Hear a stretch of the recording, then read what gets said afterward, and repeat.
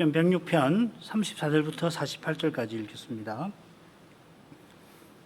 34절부터입니다. 저희가 여호와의 명을 좇지 아니하여 이족들을 멸하지 아니하고 열방과 섞여서 그 행위를 배우며 그 우상들을 섬김으로 그것이 저희에게 올무가 되었도다. 저희가 그 자녀로 사신에게 제사하였도다.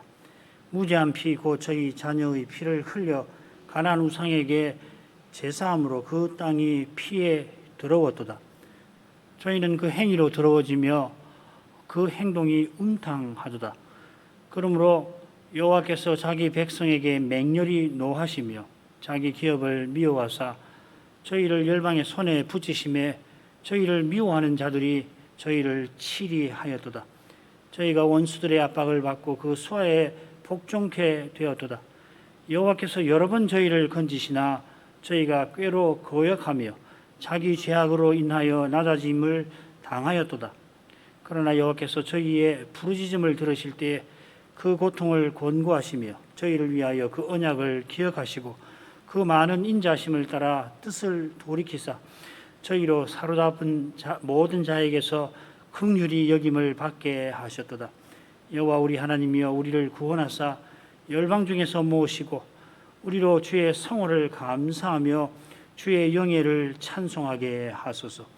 여호와 이스라엘의 하나님을 영원부터 영원까지 찬양할지어다. 모든 백성들아 아멘 할지어다. 할렐루야.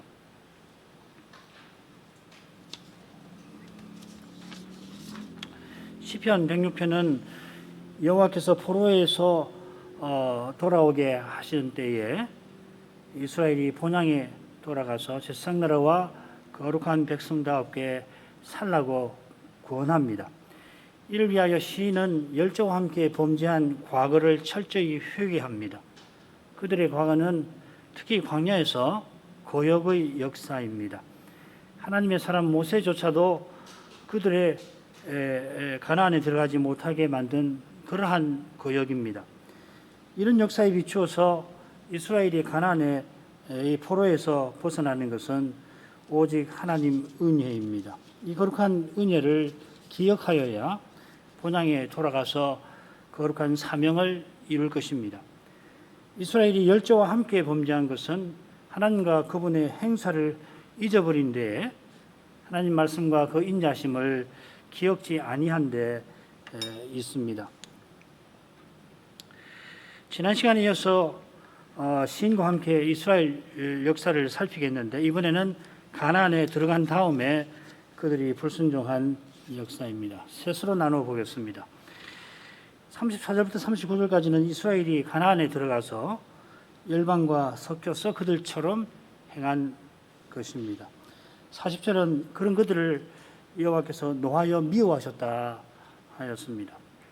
그 결과 여호와께서 그들을 열방의 손에 붙이셨습니다. 몇 번이고 그들을 건져내어 주셨지만은 끝끝내 그들이 거역하여서 심히 낮아질 수밖에 없게 되었습니다. 포로 잡혀갔다 하는 이야기입니다.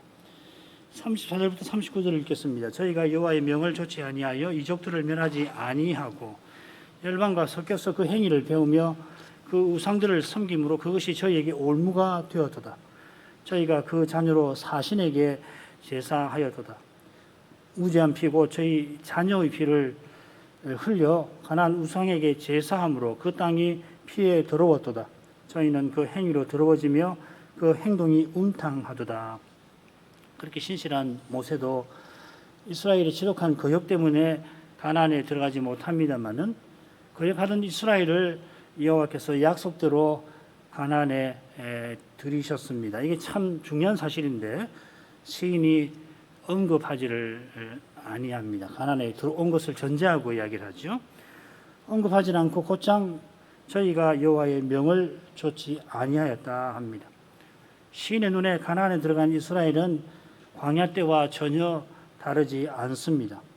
심지어 그들의 불순종은 하나님께서 크신 은혜로 가나안에 들이신 그 사실마저 마치 없는 거나 마찬가지로 만들 정도입니다. 자기를 높여 여호와의 명을 좇지 아니하였는데 결국은 무슨 일을 했나 하면 열방의 행동을 배울 뿐입니다. 모방할 뿐입니다. 인생은 마땅히 여호와께 배워야 합니다. 더욱이 언약 백성은 배나 여호와께 배워 순종해야 합니다. 그런데 여호와의 명령을 거역한 이스라엘은 여호와를 떠난 하나님을 떠난 열방의 행위를 따라합니다. 교회가 하나님 말씀을 저버리고 세상을 모방하는 것이 얼마나 어리석은지 모릅니다. 이런 어리석으면 세상처럼 되려고 하는 그 욕심에 있습니다. 그 욕심은 결국 자기 행복을 위한 것입니다. 여호와께서 이족들을 민족들입니다. 이족이라고 했는데 민족들을 멸하라 명령하셨습니다. 그렇게 명령하신 이유가 바로 그들의 행위에 있습니다. 그들의 행위가 뭔가 이스라엘이 그들에게서 배워서 행한 그 일에 잘 드러나고 있는데 38, 39절이 그것입니다. 이 행위가 레위기 18장과 20장에서 철저히 금하는 그것입니다. 그 행위로 그 땅이 더러워지고 이스라엘이 더러워졌습니다. 이 더러움이라고 하는 것은 여호와께서 가증히 여기신다 하는 것입니다. 자세한 것은 조금 후에 좀 더 살피기로 하고 그들이 열방의 행위를 배운 것은 여호와의 명령대로 열방을 멸하지 아니한 데 있습니다. 이 일이 사사기 처음에 1, 2장에 잘 나오지요. 유다 지파와 갈렙이 여호와의 명령을 가장 충실하게 받들어서 제비 뽑은 그 땅을 대부분 차지합니다만 대부분 차지하는데 못하는 곳이 한 곳이 있죠. 유다가 거의 다 차지하지만 차지하지 못한 곳이 예루살렘입니다. 이게 매우 중요한 겁니다. 그러나 유다 지파도 골짜기에 거민들은 철병거가 있으므로 쫓아내지 못하고 예루살렘도 마찬가지죠. 다른 지파들은 에브라임을 제외하고는 주의 명령을 제대로 받들지를 못합니다. 에브라임은 다른 지파보다 나았지만은 유다보다 낫다고 못합니다. 주의 명령을 좇지 아니하여 가나안 족속들을 힘이 있다고 두려워하여서 쫓아내지 못한 것입니다. 그처럼 주의 명령을 좇지 아니한 탓에 열방과 섞여서 삽니다. 이것은 이방 족속과 혼인한 것을 가리킵니다. 이 에스라 9장 2절에 같은 낱말을 가지고 그걸 표현했지요. 하나님께서 가나안에 들어가서 거룩한 백성으로 살라 하셨습니다. 이 사명은 언약 안에서 거룩한 사회를 이루며 사는 겁니다. 삼위 하나님의 사귐에 방불하는 그러한 교제를 백성 가운데서 맺고 사는 겁니다. 이것은 하나님을 믿는 믿음으로만 이룹니다. 이 믿음으로 부부가 삼위의 사귐을 본받습니다.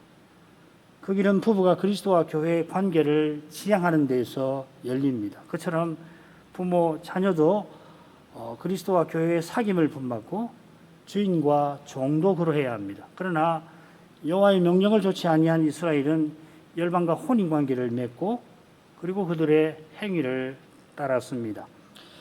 그들의 행위는 무엇보다 우상 섬기는 것입니다. 본래 사람은 하나님을 향하도록 지원받았기 때문에 하나님을 섬기지 않으면 반드시 우상을 섬기게 되어 있습니다.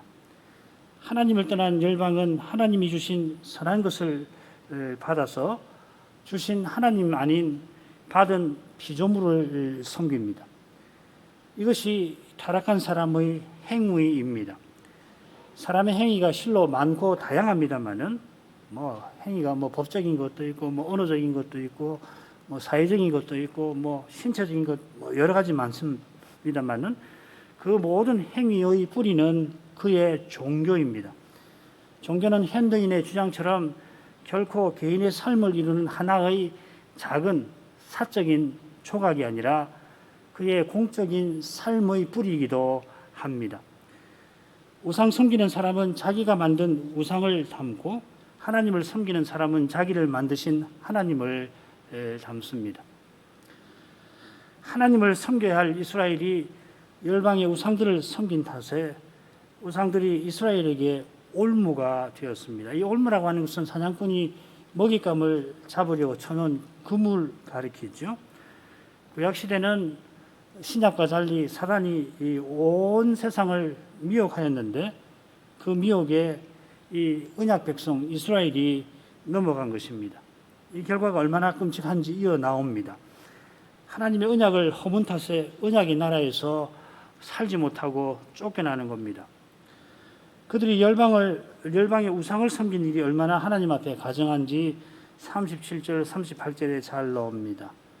여기 언급된 일은 레위기 18장과 20장에서 모세가 엄히 경고한 그것입니다. 이스라엘이 가나안에 들어가서 바알을 비롯하여서 여러 우상을 섬겼는데 시인은 몰렉 섬긴 일을 특별히 언급합니다. 이 몰렉 우상 숭배는 자녀를 제사하는 겁니다. 민족, 종족, 부족, 가족의 행복을 위하여서 지상 행복이죠. 어린 자녀를 피 흘려서 사신들에게 바치는 겁니다. 이 사신이라는 말이 아주 참 중요한데 이 우상 숭배 뒤에 사탄과 그 종자들이 도사리고 있다 하는 것을 밝힌 겁니다. 더욱이 이스라엘에게 주신 자녀는 하나님의 백성입니다. 난지 8일에 제8일에 아이에게 할례를 베풀어라 하셔서 신이 그 아이에게 하나님 백성의 표를 주어서 하나님이 그들의 하나님이 되어 주셨습니다. 그런 점에서 이 아이는 거룩합니다. 제사장나라와 거룩한 백성으로 나가게 하신 아이인데 그를 죽여 사신들에게 바치는 이 죄가 하나님 앞에 얼마나 가증하겠습니까? 그 땅이 피에 들어왔도다 한 것이 바로 그걸 가리킵니다. 그 땅이라고 했으니까 그냥 한 나라의 영토, 이스라엘이라는 한 국가의 영토가 아닙니다. 하나님의 성소와 기업과 처소입니다. 하나님께 주신 자녀가 성전에서 하나님을 가까이 하고 기업의 땅에서 하나님의 뜻을 이루며 살게 하신 그러한 곳입니다. 그런 땅을 더럽혔으니 하나님께서 더럽힌 그들을 멸하십니다. 고린도전서 3장 17절이 그 내용이고 레위기 20장에 그런 경고가 나와 있습니다. 하나님께서 임재하시는 땅을 더럽히는 죄니까 당연히 저희가 그 행위로 더러워졌습니다. 가나안 땅이 하나님의 거처이듯이 언약 백성도 하나님의 거처가 되는 거죠. 성막과 성전은 중보자와 연합된 언약 백성을 가리킵니다. 사도들이 교회를 하나님의 성전이라 명시합니다만은 그런 교훈이 이미 구약에도 있는 것입니다. 몰래 우상 숭배를 통하여 이스라엘은 하나님을 모실 수 없는 상태가 되었습니다. 이게 더러워졌다. 거룩하신 하나님이 함께 하실 수 없는 상태라 하는 것입니다. 도무지 함께 하실 수 없는 상태. 더러워도 보통 더러운 것이 아니라 가증한 상태가 되었습니다. 이 상태는 레위기 18장과 20장에서 일고하는 입에 참으로 차마 담기도 힘든 그런 음탕한 행위들을 암시합니다.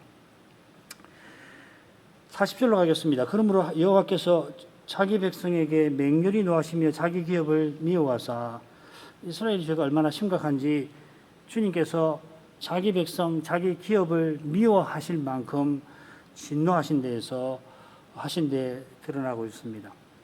모세가 금송아지 우상 숭배 때에 하나님의 그 진노를 누구로 뜨리려고 하면서 바로 이 주의 백성이라는 표현, 영영한 기업이라고 하는 그 표현, 그 사실에 호소하였습니다. 하나님께서 친히 출애굽을 통해서 이스라엘을 자기 백성을 삼으시고 그들을 통하여 거룩한 뜻을 이루려 하셨습니다. 이게 기업이라는 뜻이죠. 여호와께서 이제 금송아지를 만들어 섬긴 이들을 진멸하시게 되면은 주의 이름이 이집트 사람들에게 조롱거리가 될 것이 아닙니까? 모세가 아뢰었습니다. 여호와께서는 모세 이 간구를 받으시고 그 노를 그때는 돌이키셨습니다. 가나안 정탐 때도 마찬가지고요. 그런데 가나안에 들어와서 이스라엘이 열방처럼 우상을 섬기되 심지어 몰렉에게 언약 백성을 제사드리고 가정한 음행을 똑같이 벌이니까 열방처럼 여호와께서 자기 백성에게 노를 거두지 아니하셨습니다. 하나님의 사람이 두려워하던 그 일, 예언하던 그 일이 마침내 일어난 겁니다. 하나님께서도 이때 이르러서는 비로소 새 언약을 언급하십니다. 예레미야 31장 31, 32절 여호와의 말씀이니라 보라 날이 이르리니 내가 이스라엘 집과 유다 집에 새 언약을 맺으리라. 이 언약은 내가 그들의 조상들의 손을 잡고 애굽 땅에서 인도하여 내던 날에 맺은 것과 같이 아니할 것은 내가 그들의 남편이 되었어도 그들이 내 언약을 깨뜨렸음이라. 여호와의 말씀이니라. 거듭 처음과 끝에 여호와의 말씀이니라 하신 것이 눈에 띕니다. 34절에도 또 나옵니다.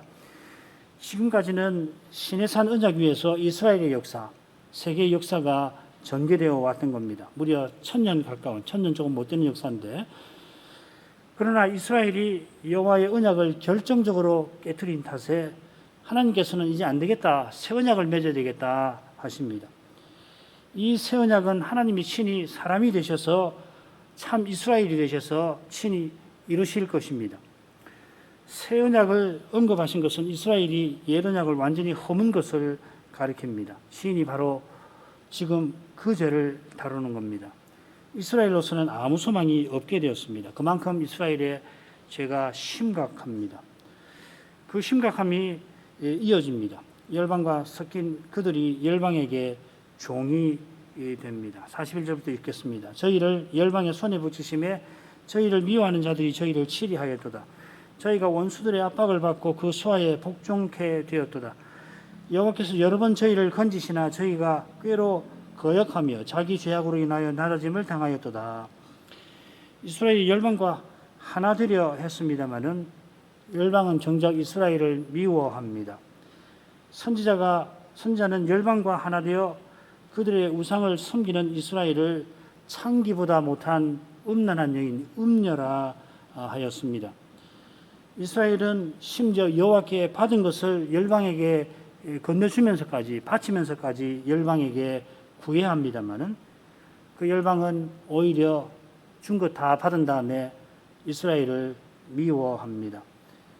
이스라엘의 정욕에 먼 눈에는 처음에 열방이 사랑하는 것처럼 보였겠지만은 타락한 세상에는 여호와의 사랑과 같은 그런 참된 사랑은 없는 것입니다.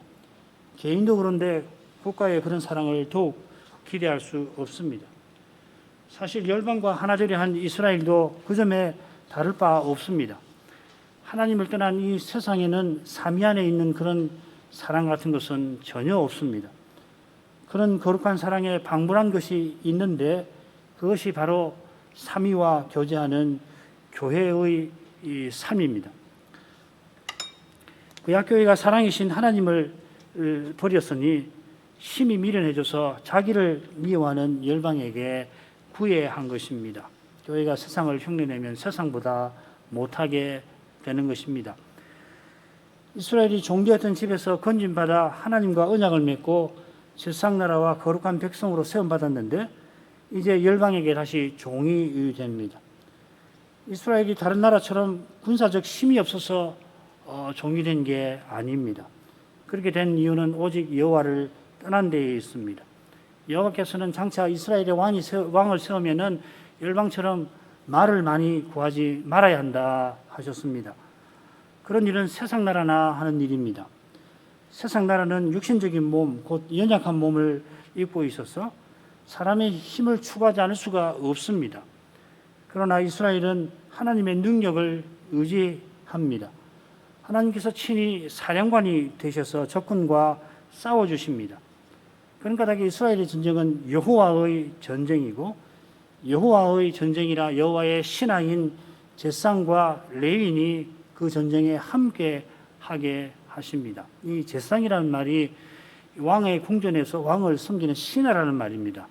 이 코헨이라는 말이 제사장이라고 그 성경의 뜻을 가장 잘 살려서 제사장, 제사 드리는 일을 맡은 사람이라 직분자라 이렇게 했지만은 코헨이라는 말 자체는 왕궁에서 왕을 섬기는 신하라는 말이에요. 그래서 이 코헨이라는 말을 다윗의 아들들, 왕궁에서 왕을 섬기는 그 대신으로 다윗의 아들들이 봉사했는데 이 아들들도 이 코헨이라고 썼습니다. 그러니까 이스라엘의 전쟁은 매우 흥미로운 것입니다. 여호와 하나님이 사령관이 되셔서 나가시니까 그 사령관을 보좌하는 신하들, 그 제사장이 당연히 나가는 거예요. 나가서 뭐 하는가? 하나님께 기도하고 찬송 드리는 것이죠. 그래서 하나님께서 그 찬송을 받으시고 친히 통치를, 거룩한 통치를 펼쳐서 적군을 친히 물리쳐 주시는 것입니다.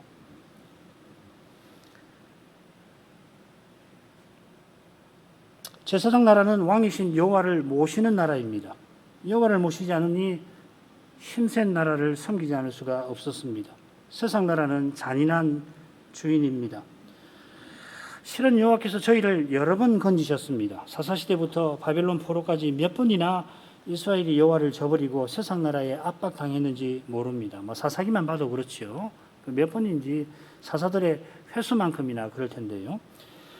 마침내 세상 끝까지, 세상 하늘 가해까지 포로 잡혀가기까지 여호와께서 몇 번이나 그들을 건지셨는지 모릅니다. 구약 성경에 기록된 것만도 많이 있는데 기록되지 아니한 것도 틀림없이 있을 겁니다.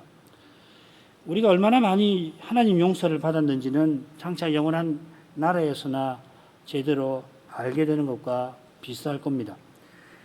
여호와께서 얼마나 많은 선제를 보내셨는지 모릅니다.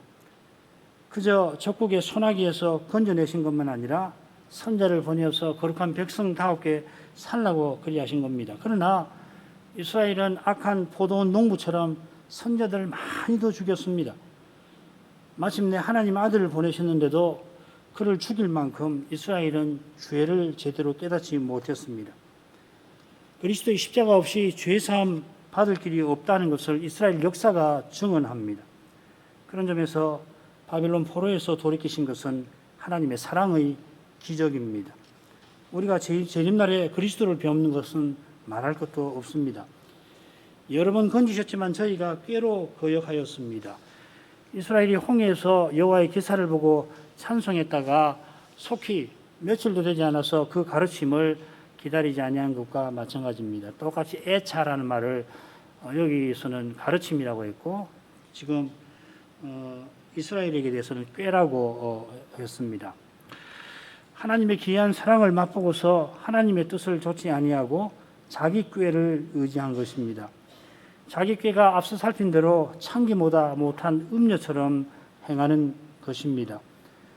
언약 백성이 하나님의 뜻을 거역하고 사람의 꾀를 의지하는 것이 이만큼 미련합니다. 참된 지혜는 세상에서 기꺼이 미련한 자가 되는 데에서 세상과 같이 살지 아니하는 데에서 열리는 것입니다. 하나님의 뜻을 거역하고 사람의 뜻을 좇은 결과 이스라엘은 자기 죄악으로 인하여 낮아짐을 당하였습니다. 이거 낮아짐을 당한다는 말은 집에 석가래가 내려앉는 그런 상태입니다. 죄로 나라가 망한 것을 가리킵니다. 하나님의 많은 사랑에도 계속 죄 짓다가 이스라엘이 결국은 무너진 것입니다. 이제 시인은 과거를 길게 살핀 후에 현재로 돌아옵니다. 44절부터 47절까지 먼저 읽겠습니다. 그러나 여호와께서 저희의 부르짖음을 들으실 때에 그 고통을 권고하시며 저희를 위하여 그 언약을 기억하시고 그 많은 인자를 따라 뜻을 돌이키사 저희로 사로잡은 모든 자에게서 긍휼히 여김을 받게 하셨도다. 여호와 우리 하나님이여 우리를 구원하사 열방 중에서 모으시고 우리로 주의 성호를 감사하며 주의 영예를 찬송하게 하소서. 여호와께서 이스라엘이 열방에게 압박당하는 것을 보셨습니다. 그들이 부르짖음을 들으셨습니다. 여호와는 저희 열방의 우상과 달리 들으시고 또 보십니다. 열방의 우상은 눈이 있어도 보지 못하고 귀가 있어도 듣지 못합니다. 여호와께서 사시고 참되신 하나님이십니다. 이것은 저희를 위하여 그 언약을 기억하시는 데에서 잘 드러납니다. 이스라엘이 언약을 완전히 저버렸기 때문에 하나님께서 저희를 위하실 필요가 전혀 없습니다마는 처음부터 사랑으로 그들을 위하신 까닭에 언약 백성 삼으신 까닭에 지금도 사랑받을 수 없는 그들을 사랑하십니다. 이 사랑을 성경은 놀랍게도 하나님의 의로우심과 붙여서 교훈합니다. 이 사실이 사람의 생각을 넘어서는 것입니다. 하나님이 사람 아니심이 즉 거룩하심이 무엇보다 여기서 드러납니다. 사람은 사랑과 의의를 조화시키지를 못하잖아요. 그건 하나님 말씀을 쫓아서 믿음으로 조화를 시키려고 애를 쓰면서 살아갈 뿐이고 장차는 그렇게 되겠지만은 하나님께서는 의와 사랑이 일치가 되시는 그런 분이십니다. 하나님께서 거룩하시다 하는 고백은 무엇보다도 다른 데도 나타나지만은 사랑받을 수 없는 나를 사랑하신다는 고백입니다. 이 거룩한 사랑에서 출발해야 하나님의 거룩하심을 바로 압니다. 만일 다른 데서 출발하게 되면은 그분의 거룩하신 영광 앞에 망하고 말 것입니다. 망하는 상태에서 바른 알미 있으며 있다 한들 무슨 소용일 것입니까? 하나님 사랑을 떠나서 하나님의 그 의로우심을 말할 수 있나? 불가능한 일입니다. 심판하시는 하나님께서 심판하시는 걸 보고 거룩하시다. 그 알미 무슨 소용이 있냔 말이죠. 멸망하는데 아무 소용 없는 것이죠. 주인을 심판하시는 그 자리에서 그 심판장의 얼굴에서 나를 향한 그 환한 미소를 발견하는 알미 참될 것입니다. 하나님께서 자기의 언약을 기억하셨습니다. 전에 그들과 맺은 언약을 떠올리셨다 하는 뜻이 아닙니다. 그들은 그 언약을 헐었지만은 그 무너진 언약을 친히 이루려 하신다 하는 것입니다. 이런 점에서도 언약은 쌍방적인 것이기에 앞서 일방적입니다. 하나님이 먼저 주도해서 언약을 맺어주시니까 이스라엘이나 오늘날 우리가 하나님의 이름을 부릅니다. 하나님과 우리 사이에 관계는 쌍방, 적어도 쌍방이잖아요. 관계가 이루어지는 것입니다. 그렇지만은 우리가 스스로 언약을 이루는 게 아니라 하나님께서 이루십니다. 우리도 이루고 하나님도 이루고 그렇게 말할 수 있지만은 엄밀하게 말하면 하나님께서 우리들을 이루게 하시는 것입니다. 이게 개혁파 구원론의 핵심입니다. 오직 은혜이죠. 나의 기도가 그리스도의 기도 안에 있고 성신의 간구 위에 있습니다. 나의 믿음이 그리스도의 신실하심에 있습니다. 언약이 참으로 쌍방적이게 되는, 우리를 사랑하시는 하나님을 우리가 참으로 사랑하는 길은 하나님의 일방적인 은혜에 있습니다. 그런 점에 비추어서 그 많은 인자하심을 따라 뜻을 돌이키신 것을 살펴야 합니다. 이 뜻을 돌이키셨다고도 새길 수가 있고 시편 90편 13절처럼 긍휼히 여기셨다고도 새길 수가 있습니다. 제4권 처음 시 90편과 마지막 시에 이 중요한 낱말이 한 번씩 쓰였습니다. 이 나함이라고 하는 말의 수동태형인데 시편의 거룩한 편집인들이 제4권 처음에 모세의 시를 배치한 이유가 여럿 있을 텐데 시편 106편의 교훈에 있다 할 것입니다. 하나님께서 파기한 언약을 기억하신 것은 많은 인자하심을 드러내신 것입니다. 얼마나 인자하신가 하면 뜻을 돌이키실 만큼 그리 하셨습니다. 어떻게 하나님께서 불변하신 분인데 뜻을 돌이킬 수 있는가 하고 물을 만합니다마는 그분의 거룩하심이 특별히 그분의 사랑에 있음을 기억하면서 물어야 할 것입니다. 그러면은 그런 신학적 물음, 하나님의 불변성에 관한 물음은 제대로 된 답을 얻게 될 것입니다. 하나님의 사랑은 무엇보다 사랑받을 수 없는, 사랑하실 수 없는 죄인을 향한 것입니다. 이게 바로 모순이죠, 그죠? 하나님의 사랑은 사랑하실 수 없는 자를 사랑하시는 것이다. 이 말로는 모순이잖아요. 그런데 이 모순적인 표현을 쓸 수 있을 만큼 하나님의 사랑은 기이한 것입니다. 우리는 사랑을 받을 수 있는 자격이 전혀 없습니다. 그리고 하나님의 사랑은 그렇게 신비한 겁니다. 불가능한 것을 하시는 것이거든요. 우리도 그렇게 살라고 하시는 겁니다. 하나님 은혜 안에서 우리도 그렇게 하라. 그게 예수님께서 마태복음 5장 끝에 너희가 자기를 사랑하는 자를 사랑하면은 그 이방인보다 나을 것이 뭐가 있느냐? 세리보다 나을 것이 없지 않느냐? 너희 원수를 사랑하라 하신 것도 똑같은 것입니다. 내가 스스로 내놓을 수 없는 것을 내놓게, 그런 사랑을 내놓는 것이 믿음입니다. 이게 빠지면 기독교는 아무 맛이 없는 것이 돼요. 그냥 종교중 하나로 변질되어 있을 가능성이 높은 겁니다. 힘들죠. 예, 불가능합니다. 우리 스스로는. 그러나 믿음으로 가능하게 하시는 거거든요.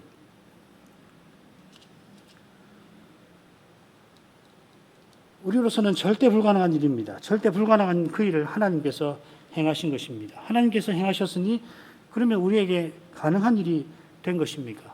우리에게 자격이 생긴 것입니까? 절대 그렇지 않습니다. 이것은 우리 죄를 깨닫는 것과 딱 붙어 있습니다. 우리가 여전히 죄 짓는 것을 참으로 회개할 때에 내가 사랑받을 자격이 있다 하는 생각을 품을 수가 없게 될 것입니다. 하나님께서 긍휼히 여기시니 이스라엘이 자기를 사로잡은 모든 자에게서 긍휼히 여김을 받게 되었습니다. 포로에서 돌아오는 것이죠. 이스라엘이 포로에서 돌아올 때 페르시아의 고레스가 얼마나 이스라엘을 선대했는지 모릅니다. 이런 내용이 시인이 6절에 열조와 함께 회개한 것과 짝을 이룹니다.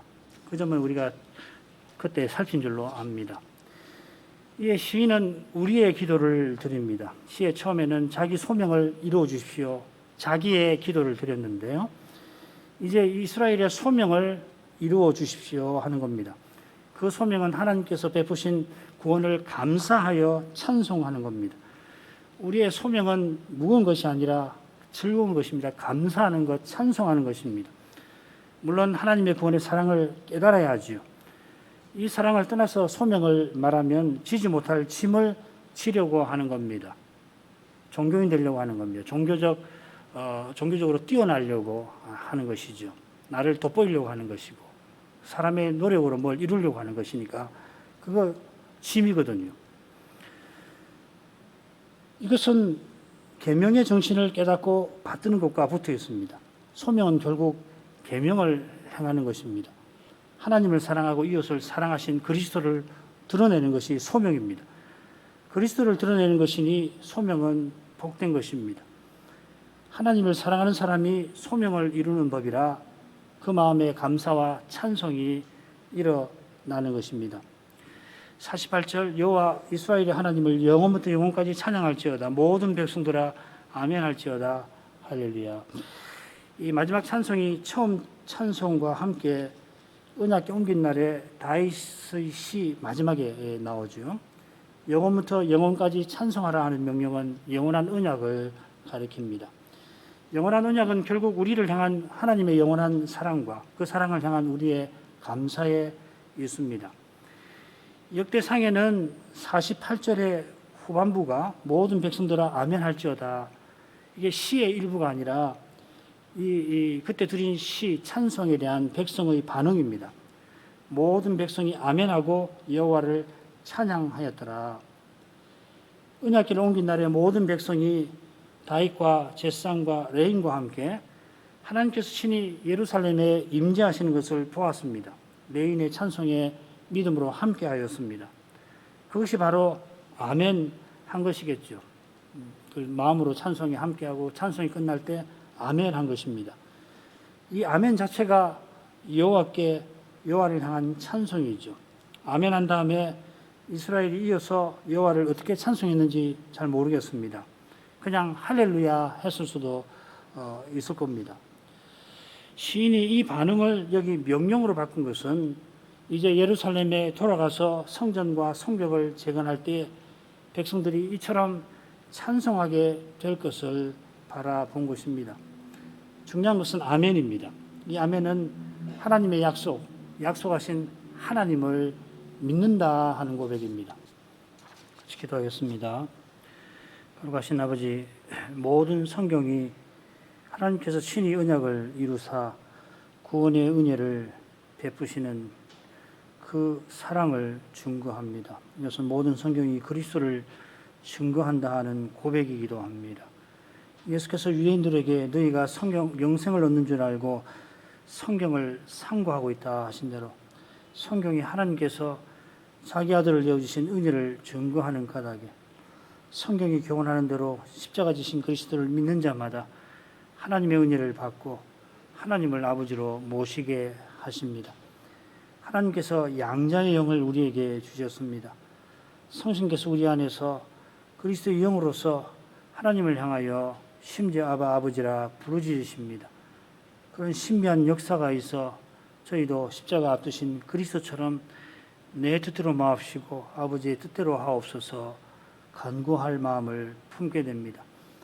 이러한 은혜가 그리스도 오신 이후에만 아니라 심지어 오시기 오래전에도 오실 메시아를 믿는 이들에게 이 은혜가 베풀어졌습니다. 하나님의 사람 모세가 과연 그러한 인물이었습니다. 그가 금송아지 우상을 섬겨서 하나님의 진노를 받아 멸망할 그런 자기 백성을 위하여 이제 그들의 죄를 사하여 주옵소서. 그렇지 아니하시면은 원컨대 주께서 기록하신 책에서 내 이름을 지워 버려 주옵소서 하였습니다. 이러한 간구는 그리스도의 십자가를 떠나서는 사람에게서 나올 수가 없습니다. 그리스도께서 그러한 심정으로 우리 죄인을 위하여 십자가를 지셨습니다. 우리가 하나님의 사랑을 받을 수 없는 죄인입니다. 그런 죄인을 위하여 하나님께서 자기 아들을 내어주신 것입니다. 그와 같은 사랑이 이스라엘을 이집트에서 건져내실 때에 나타났을 뿐 아니라 몇 번이고 하나님을 거역하는 그 이스라엘을 멸하지 아니하신 데서 심지어 그렇게 거역하던 그들을 가나안에 들이신 데에서 드러났습니다. 그들이 가나안 땅에 광야를 거쳐 가나안 땅에 들어갔던 것은 전적으로 하나님의 은혜입니다. 그렇게 신실한 모세, 자기 백성을 위하여 자기 이름이 생명책에서 지어지는 것까지도 감수하려 했던 모세도 스스로는 가나안에 들어가지 못하였으니 그렇게 거역하던 백성이 거기 들어간 것은 오직 하나님 사랑에 있습니다. 그러한 사랑이 이제도 저희를 주님의 교회로 있게 하시고 주님의 지체로 살아가게 하십니다. 이 사랑을 모든 성경이 증거하고 있습니다. 강단들에서 이 복음을 순수하게 전하게 하옵소서. 그처럼 전해진 복음을 주의 백성들이 순전히 받게 하옵소서. 그리하여 오직 그리스도를 믿고 의지하며 그리스도를 전부로 삼고 바라보게 하옵소서. 그리스도를 참으로 의지하는 교회와 신자답게 겸손하고 또 겸손하게 하옵소서. 자기를 높이지 않고 교만한 마음을 항상 버릴 수 있게 하옵소서. 형통할 때 감사하며 연약하여 실수한 때 회개하면서 하나님께로 향하게 하옵소서. 그리하여서 어려운 때를 만났을 때 주 안에서 소망을 잃지 않게 하옵소서. 그리스도께서 영광의 소망으로 우리와 지금 함께 하시니 성신을 의지하는 자마다 어떠한 현실에서도 이 그리스도를 바라며 그리스도를 드러내게 하실 것입니다. 그리스도처럼 하나님을 사랑하며 이웃을 섬길 수 있게 하실 것입니다. 이런 복스러운 소망 위에서 이 하루를 저희가 지납니다. 주의 오시는 날이 이 하루만큼 단축된 것을 알고 더욱 그리스도를 기다립니다. 이런 마음을 그 누구도 알아주지 못할지라도 주께서는 이미 다 헤아려 주셨습니다. 그러한 가닥이처럼 하나님의 이름을 부르게 하시는 줄 압니다. 교회의 기도가 끊이지 않게 하옵소서. 예수님의 이름으로 기도합니다. 아멘.